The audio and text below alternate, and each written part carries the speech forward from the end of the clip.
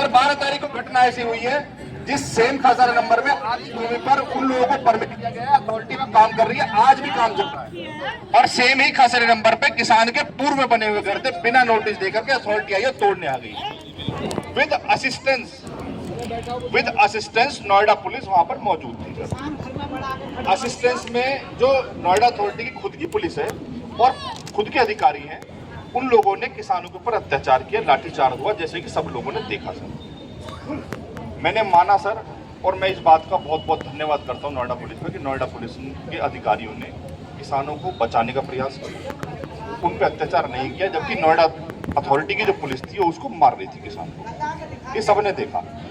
और उस लाठीचार्ज का रिएक्शन ये हुआ कि हम सभी लोग 113 के थाने आ गए और हमारे दबाव में या हमने जो आपको तहरीर दी, आपने उसमें मुकदमा दर्ज किया अथॉरिटी के अधिकारियों के खिलाफ, और 2 पुलिस वाले जो अथॉरिटी से संबंधित थे वो सस्पेंड भी हुए।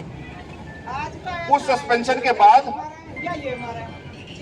पता नहीं सर आपने किस अविश्वास में और हमको बिना जानकारी दी अथॉरिटी की तहरीर पर किसान पर मुकदमा दर्ज कर लिया, जबकि नोएडा अथॉरिटी की पुलिस वहां मौके पर मौजूद थी। किसान द्वारा कोई भी ऐसा अनैतिक कार्य नहीं किया गया जिसकी वजह से उस पर एफआईआर दर्ज हुई, जबकि वो खुद वहां मौजूद थे, लोकल पुलिस। उस समय 3 लोग थे वहां पर, नोएडा अथॉरिटी जो अत्याचार कर रही थी, नोएडा पुलिस वहां खुद मौजूद थी। तो सर आपके संज्ञान में सारी चीजें थी, तो मुकदमा कैसे दर्ज होगा किसान के ऊपर? सोचने की बात ये है सर। और सर इसी बात को लेकर के हम ये आए हैं सर, ये जो इलिसिट एफआईआर हुई है, जो बिल्कुल इलॉजिकल है। जब आप मौजूद है, आपको पता है कि यहाँ एक्सीडेंट नहीं हुआ है, और दूसरा आदमी तहरीर दे दे कि एक्सीडेंट हुआ है, जबकि आपको पता है कि नहीं हुआ है, तो एफआईआर कैसे हुई? हम इस बात का जवाब लेने आए सर। इसका क्या आप इसका कर पाएंगे? और हम सीधी सी बात है सर, पीड़ित इस वजह से है, एक तरफ तो लाठी भी हमें झेलें, सब चीज हमें झेलें और एफआईआर भी हमें झेलें। तो सर इस बात का अल्टीमेटम, आप इसका निष्कर्ष क्या निकाल पाएंगे? जो हमारी किसानों के एफआईआर है, आप उसको खत्म करेंगे नहीं करेंगे? सीधा सीधा हम 1-to-1 क्वेश्चन पूछ रहे हैं आपसे, आप इसका सीधा जवाब दे देते।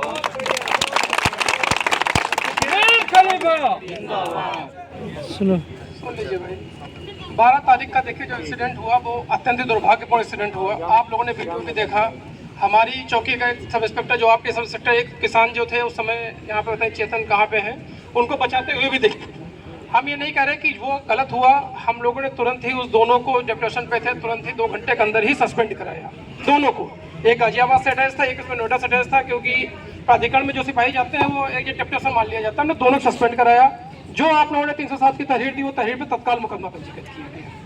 रह गई बात कोई भी मुकदमा पंजीकृत कराना ना पंजीकृत कराना, हमारा दोष वहां शुरू होता है अगर हम किसी पर इलीगल कार्रवाई शुरू करते हैं।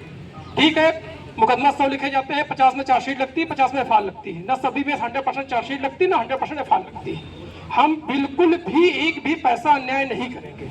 अगर हम अन्याय करेंगे तो नेक्स्ट टाइम आपके सामने आके बात नहीं कर पाएंगे। आप भी कहेंगे कि पिछली बार ये आपने अन्याय किया तो ये बात नहीं कर पाएंगे। हम अभी लीगल प्रोसेस करते हैं। मैं आपको विश्वास दिलाता हूं कि 1 भी प्रतिशत अन्याय नहीं होगा। अगर मैं अन्याय करूं, नेक्स्ट टाइम आप मेरी बात बिल्कुल मत सुनिएगा। मैं 100% कह रहा हूं, आप मेरे को बात मेरी मत सुनिएगा। 1 भी % अन्याय नहीं होगा, नहीं होगा, नहीं होगा। जो बात लीगल है वो लीगल होगी।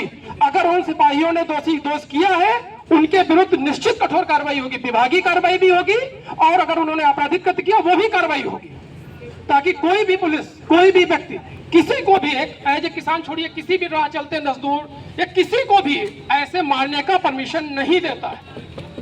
हम वर्दी पहने 4 ग्रेनेड लेके चलते, इसका मतलब ये नहीं कि हम किसी को मारने लगेंगे जाके। किसी को कोई भी मारने की परमिशन किसी को नहीं देता, चाहे वो किसान हो, चाहे मजदूर हो, चाहे रेहड़ी वाला हो, चाहे ठेली वाला हो। रेहड़ी वाला अतिक्रमण करता तो उसको भी तरीका है, पीछे कर दिया। ये नहीं है कि उसमें लाठी चलाने लगेंगे। लाठी चलाने लगेंगे तो हम आप लोगों में, चलो ये क्या आपराधिक, यहाँ 2 प्रकार की कार्रवाई होगी, विभागीय भी होगी और आपराधिक भी होगी। और रह गई बात दूसरे पक्ष की, मुकदमा लिखना कोई नहीं।